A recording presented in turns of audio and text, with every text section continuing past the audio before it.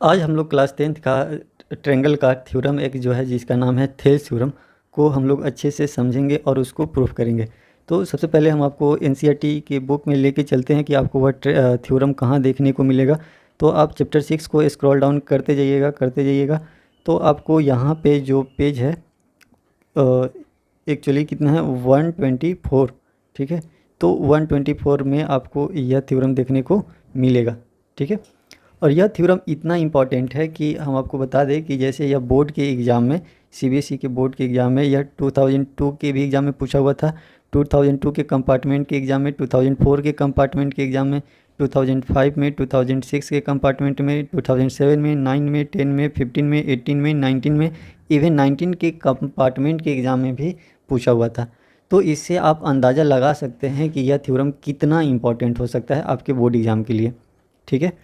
तो इसको आपको पढ़ना ही पड़ेगा। तो चलिए हम आपको अब बताते हैं थेल्स थ्योरम होता क्या है। तो चलिए एक्चुअली हम आपको बताते हैं, जैसे यही हैं थेल्स, ठीक है। तो जैसे कि हम आपको बताते हैं जिस तरह से इंडियन मैथमेटिशियन होते हैं, ब्रिटिश मैथमेटिशियन होते हैं, अमेरिकन मैथमेटिशियन होते हैं, वैसे ही एक ग्रीक मैथमेटिशियन थे जिनका नाम था थेल्स, ठीक है। तो इन्होंने एक ट्रायंगल के अंदर बहुत ही अच्छा ऑब्जर्वेशन किया, ठीक है ना, यानी कि ट्रायंगल को बहुत बारीकी से देखे और इन्होंने एक कंसेप्ट लेके आया और एक स्टेटमेंट दिया, ठीक है। तो इन्होंने क्या कुछ देखा, क्या कुछ ऑब्जर्वेशन किया। तो इन्होंने देखा कि अगर किसी टाइप का ट्रायंगल लिया जाए, सपोज मान लिया जाए कोई टाइप का ट्रायंगल हो, चाहे वह ऑब्ट्यूस एंगल ट्रायंगल हो या राइट एंगल ट्रायंगल हो या किसी टाइप का ट्रायंगल हो, तो इन्होंने देखा कि अगर किसी ट्रायंगल में किसी एक साइड के पैरेलल अगर हम यहाँ पे कोई लाइन खींचते हैं, सपोज हम इसके पैरेलल एक लाइन खींचे हैं, तो यह लाइन इस साइड को भी दो पार्ट में डिवाइड कर रहा है और इस साइड को भी दो पार्ट में डिवाइड कर रहा है। तो इन्होंने क्या ऑब्जर्व किया कि जो यह दोनों पार्ट है, यह दोनों पार्ट जिस रेशियो में डिवाइड हो रहा है ना, सेम उसी रेशियो में यह दोनों पार्ट भी डिवाइड हो रहा है। यानी कि इस दोनों पार्ट का रेशियो इक्वल टू इस दोनों पार्ट का रेशियो, यानी कि दोनों पार्ट का रेशियो क्या होगा, इक्वल होगा, ठीक है। चाहे वह ट्रायंगल किसी टाइप का क्यों ना हो, अगर चाहे वह ट्रायंगल राइट एंगल ट्रायंगल ही क्यों ना हो, अगर उसमें भी हम अगर ऐसा करते हैं तो यह जो डिवाइड करेगा ना, ठीक है, इस दोनों साइड को जो डिवाइड करेगा तो उस सेम रेशियो में डिवाइड करेगा, यानी जिस रेशियो में इस लेंथ को डिवाइड कर रहा है उसी रेशियो में इसको भी डिवाइड करेगा, ठीक है। लेकिन टर्म एंड कंडीशन क्या है, टर्म एंड कंडीशन यही है कि जो लाइन जो आप खींचिएगा, ठीक है, वह क्या होना चाहिए, पैरेलल होना चाहिए, तभी सेम रेशियो में डिवाइड करेगा। अगर वह पैरेलल आप नहीं खींचते हैं, सपोज अगर ऐसे हैं, अगर टेढ़ा मेरा खींच देते हैं, ठीक है, सपोज ऐसे मान लेते हैं और इसमें आप जो लाइन खींच रहे हैं ना एकदम टेढ़ा खींच दिए, तो क्या यहाँ पे आप ऑब्जर्व कर पा रहे हैं, देख रहे हैं कि क्या यहाँ पे यह जो लाइन है इसको दोनों लाइन को तो डिवाइड तो किया है बट दोनों का रेशियो सेम नहीं होगा, ठीक है। इधर देख रहे हैं इधर ज़्यादा भाग है इधर कम है, बट इसमें ऐसा नहीं है। तो टर्म एंड कंडीशन यही है कि जो लाइंस होना चाहिए वह क्या होना चाहिए, पैरेलल होना चाहिए, ठीक है। तो इन्होंने बहुत ही एक अच्छा ऑब्जर्वेशन किया, यानी कि इन्होंने यह देखा कि अगर किसी भी ट्रायंगल में किसी वन साइड के पैरेलल अगर हम कोई लाइन खींचते हैं तो यह लाइन, ठीक है, इस दोनों साइड को सेम प्रोपोर्शन में यानी कि सेम रेशियो में क्या करता है, डिवाइड करता है। अब उन्होंने इसको बोलने के लिए तो बोल दिया और यह बात सही भी था, लेकिन इन्होंने मैथमेटिकली इसको प्रूफ भी किया है, ठीक है। समझ में आया ना। तो इसलिए अच्छा इस थ्योरम को हम उन्होंने क्या नाम दिया, बेसिक प्रोपोर्शनलिटी थ्योरम, क्योंकि यहाँ पे दोनों का साइड जो था ना वह क्या था, प्रोपोर्शनल था, इसलिए इस थ्योरम का नाम क्या था, बेसिक प्रोपोर्शनलिटी थ्योरम। और नेक्स्ट बात, चूँकि यह थेल्स ने दिए थे और थेल्स ने ही इसको प्रूफ किए थे, इसलिए इसको हम थेल्स थ्योरम के नाम से भी जानते हैं। यानी कि बेसिक प्रोपोर्शनलिटी थ्योरम यानी BPT इसका शॉर्ट फॉर्म हुआ, या थेल्स थ्योरम, दोनों क्या है, सेम ही है, ठीक है। BPT बोले तो यानी कि थेल्स थ्योरम बोले तो, क्योंकि यह थेल्स दिए थे इसलिए उन्हीं के सम्मान में, उन्हीं के ऑनर में यह नाम दे दिया गया, ठीक है। तो चलिए हम आपको बताते हैं। अच्छा एक बात और ध्यान दीजिएगा कि यह थ्योरम आपके एग्ज़ाम में दो तरीक़ा से पूछा जा सकता है, ठीक है। एक तो सिंपली आपको यह स्टेटमेंट दे दिया जाए, ठीक है, और आपको बोला जाए कि इसको प्रूफ कीजिए, या सेकेंड एक और तरीका हो सकता है कि जैसे आपको बोला जाए कि state and proof Thales theorem. इसका मतलब क्या है कि आपको थेल्स थ्योरम होता क्या है पहले ये लिखिए, देन आपको प्रूफ भी कीजिए, यानी दोनों काम करना पड़ेगा। यानी कि यह पूरा कंप्लीट स्टेटमेंट यहाँ पे जो है इसको लिख एंड इसको प्रूव भी करना पड़ेगा, ठीक है। तो अभी बता दिए ना कि इसको आप यह क्वेश्चन दो तरीक़ा से पूछ सकता है, जैसे दे सकता है कि state and proof BPT basic proportionality theorem, ठीक है, या सिंपली आपको यह स्टेटमेंट भी दे सकता है। और सेकेंड बात यहाँ पे यह है कि जैसे कि आप क्लास 10th का स्टूडेंट हैं, तो आपको यह बात पता भी होना चाहिए कि थेल्स थ्योरम होता क्या है या बेसिक प्रोपोर्शनलिटी थ्योरम होता क्या है। यह बात आपको निश्चित रूप से पता होना चाहिए। तो आपको हर हाल में यह एक्चुअली में यह थ्योरम होता क्या है इसको रटना ही पड़ेगा, यह पूरा स्टेटमेंट को रटना ही पड़ेगा। बिना रटे इसका कोई अल्टरनेट उपाय नहीं है, क्योंकि क्वेश्चन तो पूछ भी सकता है इनकेस, और आपको पता भी होना चाहिए। तो क्या होता है, तो एक सिंपल भाषा में समझ सकते हैं, यही ना थेल्स बताए थे कि अगर कोई ट्रेंगल हो, सपोज यहाँ पे एक कोई क्या है ट्रेंगल है, तो किसी ट्रेंगल में हम किसी एक साइड के पैरेलल अगर हम कोई लाइन खींचते हैं, ठीक है, तो यह लाइन अदर टू साइड को टू डिस्टिंक्ट पॉइंट में क्या करता है, इंटरसेक्ट करता है, और उसको सेम रेशियो में क्या करता है, डिवाइड भी करता है, ठीक है। तो यही रटिए, if a line drawn parallel to one side of a triangle, यानी कि अगर किसी ट्रेंगल में एक लाइन ड्रॉन करते हैं, यहाँ पे दिख रहा है किसी एक साइड के parallel, then the other two side intersected and divided into same ratio. तो क्या होता है कि यह लाइन, ठीक है, किसी भी ट्रेंगल में अगर हम किसी एक साइड के पैरेलल अगर हम कोई लाइन खींचते हैं, तो यह लाइन अदर टू साइड को इंटरसेक्ट करता है एट डिस्टिंक्ट पॉइंट, यानी अलग अलग पॉइंट में, और डिवाइड करता है इन द सेम रेशियो, ठीक है। तो if a line drawn parallel to one side of triangle intersect other two side at distinct point and divide in the same ratio, ठीक है। आई थिंक आपको याद हो गया होगा, ठीक है। अच्छा, एक बात हमेशा ध्यान रखिएगा कि यह कभी नहीं सोचिएगा कि केवल हम यहाँ पे नीचे इसके पैरेलल खींच रहे हैं तो आप हमेशा इसी के पैरेलल खींचिएगा, ऐसा कोई ज़रूरी नहीं है।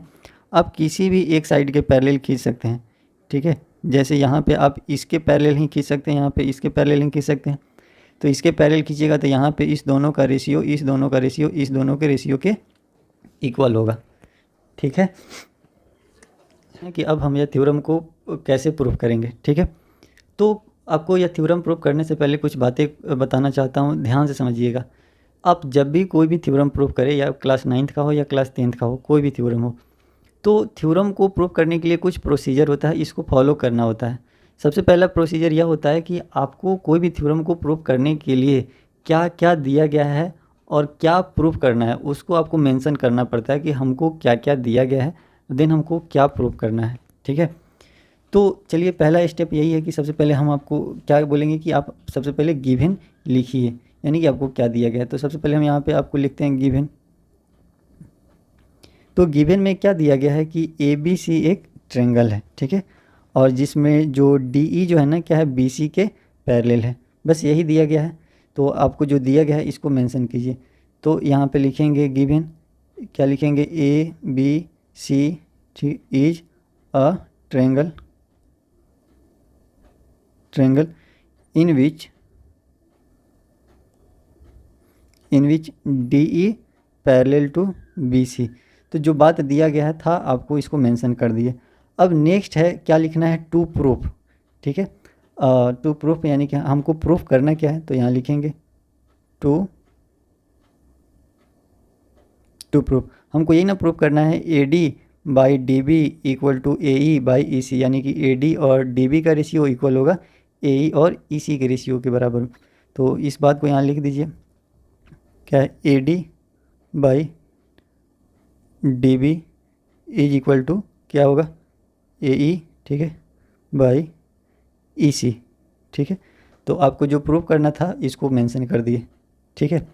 चलिए, अब यहाँ पे क्या होता है कि इसको कंस्ट्रक्शन करने इसको प्रूफ करने के लिए अगर कोई हेल्प का ज़रूरत पड़ता है, कोई कंस्ट्रक्शन करने का ज़रूरत पड़ता है, तो उसको करते हैं, देन उसको मेंशन भी कर देते हैं कि हम यह चीज़ किए हैं। तो चलिए, हम क्या क्या इसमें कंस्ट्रक्शन करना है। तो सबसे पहले B को E से ज्वाइन करना है, ठीक है, और D को किससे ज्वाइन करना है, D को C से ज्वाइन करना है, ठीक है, और E से M यहाँ पे EM परपेंडिकुलर ड्रॉ करना है, फिर D से यहाँ पे AE पर DN परपेंडिकुलर ड्रॉ करना है। अब फिर यहाँ सवाल आता है कि हम ऐसा क्यों करेंगे, क्यों B को E से ज्वाइन किए हैं, क्यों C को D से ज्वाइन किए हैं, क्यों D को N पे परपेंडिकुलर खींचे हैं, ठीक है। तो इसको जानना ज़रूरी है। देखिए सबसे पहले हम आपको बताते हैं कि किसी भी चीज़ को प्रूव करने के लिए, मैथ को सॉल्व करने के लिए एक रोड मैप होता है कि सबसे पहले हमको यह जानना होता है कि हमको जाना कहाँ है, हमको लाना क्या है। तो हमको उसी के अनुसार कुछ स्टेप्स उठाने पड़ते हैं, ठीक है। तो चलिए हम आपको यह बताते हैं कि हम ऐसा क्यों किए हैं, ठीक है। जैसे मैक्सिमम क्या होते हैं सॉल्यूशन में दे तो दिए जाते हैं कि हाँ बी से इसको ज्वाइन करना है, डी से इसको ज्वाइन करना है, यहाँ से यहाँ परपेंडिकुलर करना है, फिर लेकिन सवाल आता है कि हम ऐसा क्यों करेंगे, ठीक है। इसका रीज़न क्या है करने के पीछे। तो चलिए हम इसको बताते हैं। इसको बताने से पहले पहले हम आपको कुछ समझाना चाहते हैं, पहले ही समझ लीजिएगा, देन हम आपको समझाते हैं। जैसे सपोज यहाँ पे आपको दिख रहा होगा कि एक ट्रायंगल यहाँ पे है, ठीक है। एक ट्रायंगल यहाँ पे दिख रहा होगा, ठीक है। एक ट्रायंगल यहाँ पे दिख रहा होगा और एक ट्रायंगल यहाँ पे दिख रहा होगा, ठीक है। दोनों का हाइट क्या है, सेम है। जैसे हाइट का मतलब समझ में आता है ना कि यह ट्रायंगल कितना हाइट तक है, यानी कि इसका हाइट बताना है तो यहाँ से लेके यहाँ तक, तो यही इसका हाइट है। यानी कि इसके बीच का जो परपेंडिकुलर होता है ना, यही हाइट कहलाएगा। चाहे वह यह भी हो सकता है, यह भी हाइट हो सकता है, समझ में आ गया ना। अब इसी का हाइट बताना है तो यहाँ से यहाँ तक यह क्या हो सकता है, इसका हाइट हो जाएगा। जैसे यहाँ से यहाँ तक क्या कहलाएगा, इसका हाइट कहलाएगा, ठीक है। यानी कि इसका जो परपेंडिकुलर डिस्टेंस होगा ना, यही हाइट कहलाएगा। तो कोई ज़रूरी नहीं कि हाइट ट्रायंगल के बाहर नहीं हो सकता, कहीं भी हो सकता है। मतलब हाइट का मेन मकसद क्या होता है, यह ट्रायंगल कितना ऊंचा है। जैसे यहाँ पे देखिए इस ट्रायंगल का हाइट बताया गया है, तो यह ट्रायंगल का हाइट क्या है, यह ट्रायंगल का हाइट यहाँ पे है। तो ट्रायंगल का हाइट यह भी हो सकता है, बाहर भी हो सकता है, यानी कि यह ट्रायंगल इतना हाइट का है, कोई दिक्कत। अब जैसे यहीं पे देख लीजिए, यह दोनों ट्रायंगल का हाइट सेम है, जितना हाइट का यह है उतना ही हाइट का यहाँ पे भी है। तो क्या आप समझ पा रहे हैं कि दोनों का एरिया सेम होगा क्या। जैसे 1/2 इंटू बेस इंटू हाइट या 1/2 इंटू बेस इंटू हाइट, दोनों का एरिया सेम होगा क्या। तो बिल्कुल नहीं, दोनों का तो हाइट सेम है और दोनों में 1/2 है। बस क्या अंतर है, केवल बेस में अंतर है, दोनों का बेस अलग अलग है। तो इसलिए दोनों का एरिया का जो रेशियो होगा ना, उसके बेस के रेशियो के बराबर होगा, ठीक है। तो खैर छोड़िए, यह अलग है, अलग बात है, इसको हम बाद में पढ़ेंगे, ठीक है। हम आपको समझा रहे हैं जैसे कि एक्चुअली में आपको लाना क्या था, आपको प्रूफ में क्या लाना था, यह बात को दिमाग में रखिएगा। आपको यही ना लाना था, क्या लाना था, AD/DB equal to AE by EC लाना था। इस बात को दिमाग में रखिएगा। तो चलिए हम ऐसा क्यों किए थे। जैसे हमको AD कब आता, AD कब आता, तो यहाँ देखिए जैसे कि हम यहाँ पे इसको ज्वाइन कर दिए, यानी कि B को E से ज्वाइन कर दिए, आपको दिख रहा होगा। तो अगर हम इसका एरिया निकालते हैं, इस ट्रायंगल का, ट्रायंगल ADE का एरिया निकालते हैं और ट्रायंगल DBE का एरिया निकालते हैं और दोनों को डिवाइड करते हैं, तो क्या हो जाएगा, यह सब कट जाएगा, 1/2 कट जाएगा, EM कट जाएगा, AD/DB आ जाएगा। और हमको AD/DB लाना भी था, यानी कि हमको AD यहाँ पे दिख रहा है ना, AD/DB लाना था। तो यही रीज़न है कि हम यहाँ से एक क्या करते हैं कि यहाँ पे एक परपेंडिकुलर ड्रॉ कर देते हैं, ताकि यह परपेंडिकुलर इस ट्रायंगल का एरिया निकालने में, इस ट्रायंगल का एरिया निकालने में भी काम आ जाएगा और यही परपेंडिकुलर इस ट्रायंगल का यानी DBE का भी एरिया निकालने में काम आ जाएगा। दोनों के लिए यह काम हो जाएगा, एक तीर दो निशाना। हमको AD भी पता चल जाएगा और DB भी पता चल जाएगा और दोनों को डिवाइड करेंगे तो क्या हो जाएगा, कट जाएगा, दोनों कट जाएगा और AD/DB आ जाएगा। हमको AD/DB लाना था। तो यही रीज़न था कि हम B को E से ज्वाइन किए थे, B से E को ज्वाइन किए थे ताकि यहाँ ट्रायंगल का फॉर्मेशन हो जाए और हमको BD मिल जाएगा। और यहाँ से परपेंडिकुलर खींच दिए थे ताकि यह परपेंडिकुलर दोनों के लिए हो जाए, यानी कि इस ट्रायंगल के लिए भी हो जाए और इस ट्रायंगल के लिए भी हो जाए, ठीक है। और यही रीज़न है कि फिर हम यहाँ भी, अब यहाँ हम इसलिए इसको ज्वाइन किए हैं कि हम अब इस ट्रायंगल का एरिया निकालेंगे, तो अब ना हम यह हाइट लेंगे, यहाँ पे यह हाइट लेंगे और बेस क्या लेंगे, बेस हम लेंगे AE बेस लेंगे और यही हाइट इस ट्रायंगल के लिए भी काम आ जाएगा, DEC के लिए भी यह हाइट काम में आ जाएगा। तो हम दोनों ट्रायंगल का एरिया निकालते हैं, यानी ADE का और DEC का एरिया निकालते हैं और दोनों को डिवाइड करेंगे तो यहाँ पे भी क्या हो जाएगा, ये सब कट जाएगा, कैंसिल हो जाएगा, केवल AE/EC बचेगा। यानी कि DN जो है ना, दोनों में कॉमन है, इसके लिए भी यह हाइट है, इसके लिए भी हाइट है, तो डिवाइड करेंगे तो सब कट जाएगा, हमको AE और EC बचेगा, AE/EC बचेगा, ठीक है। हमको यही लाना भी था। अब काश यहाँ पे यह दोनों अगर इक्वल हो जाए, दोनों जैसे इक्वेशन 1 है, इक्वेशन 2 है, तो काश अगर दोनों का क्या हो जाए, यह LHS इक्वल हो जाए तो दोनों का RHS इक्वल हो जाएगा, यानी कि इतना बाई इतना, इतना इक्वल टू इतना हो जाएगा, मेरा मैथ सॉल्व हो जाएगा। हमको यही लाना भी था, ठीक है। तो यही रीज़न था कि हम यहाँ से परपेंडिकुलर ड्रॉ किए थे। हम यहाँ पे जो दिख रहा है, दोनों को BE को और DC को ज्वाइन किए हैं और क्या किए हैं, यहाँ से इसको परपेंडिकुलर, ठीक है।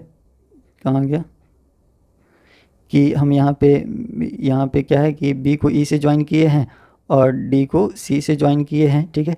और यहाँ पे क्या है, ई एम परपेंडिकुलर खींचे हैं और डी एन भी परपेंडिकुलर खींचे हैं, यही रीजन था, ठीक है।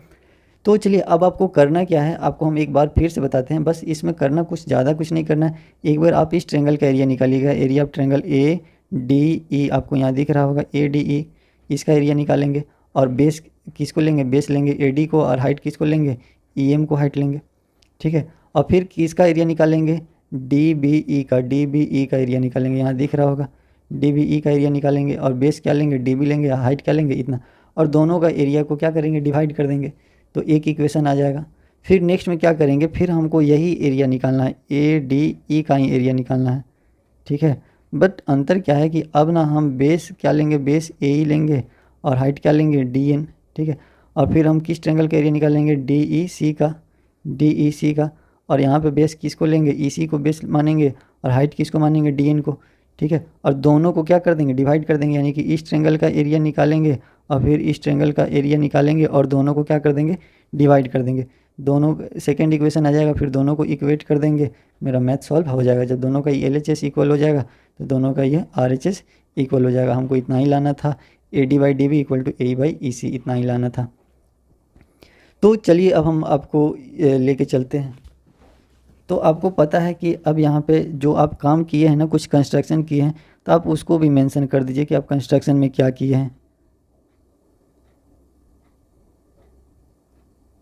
कंस्ट्रक्शन में आप बी को ई से ज्वाइन किए हैं और डी को सी से ज्वाइन किए हैं, तो इसको लिख दीजिए, join B E and C D. B E और सी डी को ज्वाइन किए हैं और डी एन परपेंडिकुलर खींचे हैं ए ई पर और ई एम परपेंडिकुलर खींचे हैं ए डी पे, तो इसको भी लिख दीजिए।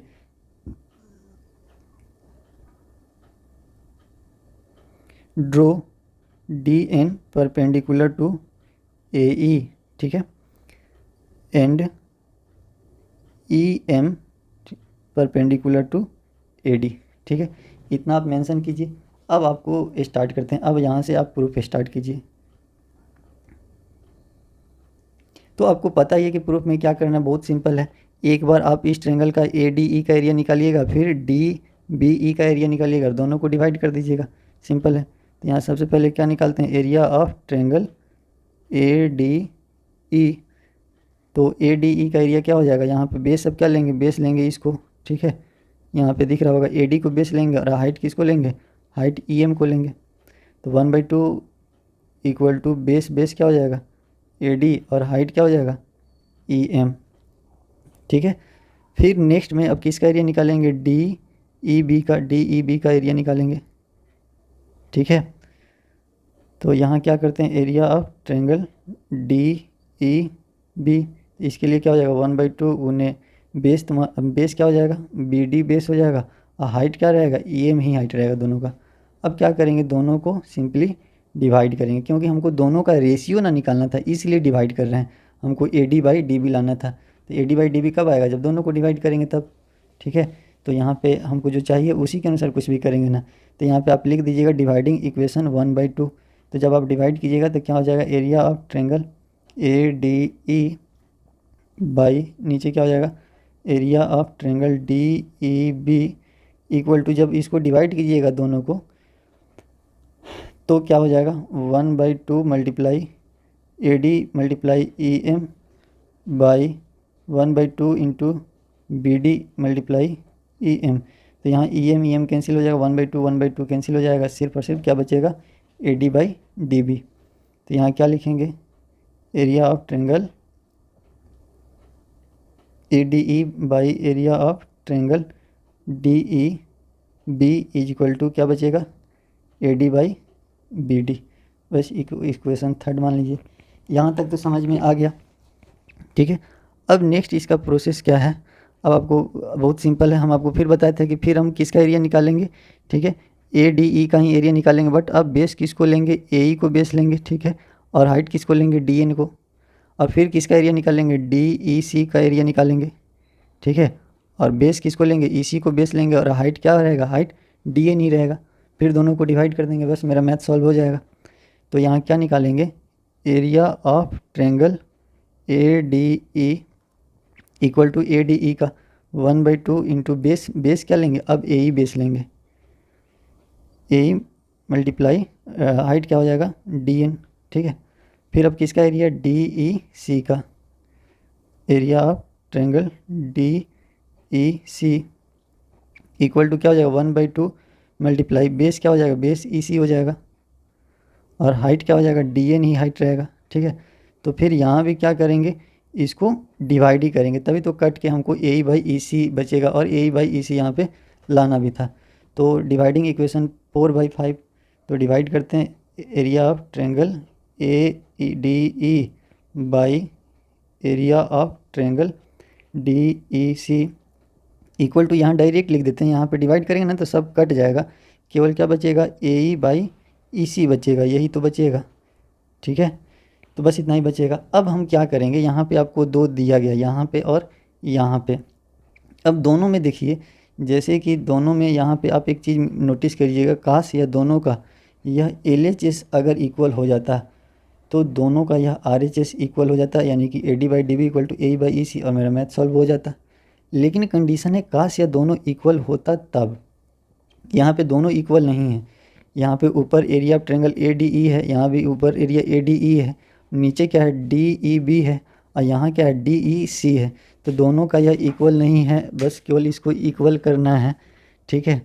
तो बस इसको कैसे इक्वल करते हैं तो देखिए अब हम आपको बताते हैं। जैसे यहाँ पे आप देखिएगा, अगर 9th क्लास का यह थ्योरम है, 9th क्लास में आप देखे होंगे कि जैसे यहाँ पे एक 2 ट्रेंगल है, यहाँ पे यह दोनों लाइन क्या है, दोनों लाइन पैरेलल है, इस ट्रेंगल का भी बेस यही है और इस ट्रेंगल का भी बेस यही है, और दोनों सेम है, तो इस सिचुएशन में दोनों का एरिया इक्वल होता है। इसको 9th में प्रूव करना था, यानी कि यह ट्रेंगल का एरिया और यह ट्रेंगल का एरिया, दोनों ट्रेंगल का एरिया क्या होगा, इक्वल होगा। लेकिन कंडीशन क्या है कि यह दोनों पैरेलल के बीच में होना चाहिए और दोनों का बेस कॉमन होना चाहिए। तो इस सिचुएशन को हम क्या लिखते हैं कि triangle having same base and between parallel then area are equal. अगर किसी ट्रेंगल का बेस सेम हो और दोनों पैरेलल के बीच में हो तो उसका एरिया इक्वल होता है। तो यहाँ पे भी आप इसको नोटिस कीजिएगा कि देख रहे हैं ना कि यहाँ पे ये दोनों पैरेलल है, यह और यह दोनों पैरेलल है, दिख रहा है, और इस ट्रेंगल का भी बेस यही है और इस ट्रेंगल का भी बेस यही है। तो स्वाभाविक बात है कि दोनों का एरिया इक्वल होगा, यानी कि यह ट्रेंगल का और यह ट्रेंगल का एरिया इक्वल होगा। रीजन में आप क्या लिखिएगा, triangle having same base in between parallel then area equal. तो हम यहाँ पे क्या करेंगे, जानबूझ के एरिया ऑफ ट्रेंगल ADE अब बाई यहाँ पे हम एरिया ऑफ ट्रेंगल DEC ना लिख के हम यहाँ पे DEB भी तो लिख सकते हैं, क्योंकि इसका एरिया और इसका एरिया दोनों का इक्वल है। Area of triangle DEC equal होगा किसके, एरिया ऑफ ट्रेंगल DEB के, दोनों का एरिया इक्वल होगा क्योंकि दोनों का। तो अब यहाँ पे अब आप नोटिस कीजिएगा, ठीक है, कि अब इक्वेशन 7 और इक्वेशन 3 को कंपेयर कीजिएगा, तो अब दोनों का LHS इक्वल हो गया, तो अब दोनों का RHS इक्वल हो गया। तो therefore AD by BD is equal to AE by EC। इस तरह से आपका यह थ्योरम प्रूफ हो गया, ठीक है। और यहाँ पे आप रीजन लिख दीजिएगा कि यह दोनों ट्रेंगल का एरिया इक्वल क्यों है, क्योंकि दोनों का बेस सेम है और दोनों पैरेलल के बीच में है, इसलिए, ठीक है। तो अब हम आपको बताते हैं, यहाँ पे सिंपल कुछ नहीं करना था, बहुत आसान था कि इसको हम कैसे करेंगे। एक बार एरिया ऑफ ट्रेंगल ADE निकालेंगे और एक बार DBE निकालेंगे और दोनों को डिवाइड कर देंगे। फिर नेक्स्ट क्या करना है, ADE का निकालना है, फिर DEC का निकालना है एरिया, और दोनों को डिवाइड कर देंगे। अब बस यहाँ तक तो आ जाएगा, बस केवल प्रॉब्लम फंसेगा केवल अगर काश दोनों का यह इक्वल हो जाता तो दोनों का यह भी इक्वल हो जाता। तो दोनों को इक्वल कर दीजिएगा, ऊपर वाला तो इक्वल है ही एरिया, बस नीचे वाला में डिफरेंस है। तो नीचे वाला में हम अभी बता ही दिए कि नीचे वाला दोनों का एरिया इक्वल होता है, क्योंकि दोनों ट्रेंगल का बेस सेम है, दोनों पैरेलल के बीच में है। तो इसके जगह पे आप इतना लिख दीजिएगा, अब दोनों इक्वल हो जाएगा। तो इस तरह से यह प्रूफ हो जाएगा। तो आज के वीडियो में इतना ही रहने देते हैं, फिर मिलते हैं नेक्स्ट वीडियो में।